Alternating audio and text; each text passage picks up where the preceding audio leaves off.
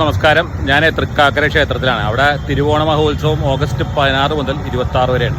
അപ്പോൾ അതിൻ്റെ കാഴ്ചകൾ നമുക്കൊന്ന് കാണാം. തൃക്കാക്കര വാമനമൂർത്തി ക്ഷേത്രം ഓണത്തോടനുബന്ധിച്ച് ഇവിടെ 10 ദിവസത്തെ ഉത്സവം ഓഗസ്റ്റ് 16 മുതൽ ഓഗസ്റ്റ് 26 വരെയാണ്. ഇവിടെ തന്നെ മഹാദേവൻ്റെ ക്ഷേത്രവും വേറെ ഉണ്ട് കേട്ടോ. ഇവിടെ ഉത്സവത്തോടനുബന്ധിച്ച് ഒരുപാട് പ്രോഗ്രാമുകളുണ്ട്. അതുപോലെ ലൈറ്റൊക്കെ ഇട്ട് നല്ല ഭംഗിയായിട്ട് അലങ്കരിച്ചേക്കുവാണ്.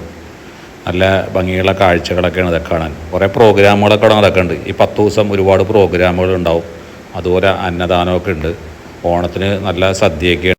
അതുപോലെ മഹാബലിയുടെ ആസ്ഥാനം ഇവിടെയാണെന്നാണ് ഐതിഹ്യം. ഈ അമ്പലത്തിൽ ഉത്സവ സമയത്ത് നമ്മുടെ ഈ ഓണത്തപ്പൻ്റെ ഇതൊക്കെ നമുക്ക് കിട്ടും കേട്ടോ. നമുക്ക് വാങ്ങിക്കാൻ കിട്ടും. അതുപോലെ കുറേ കടകളുണ്ട്.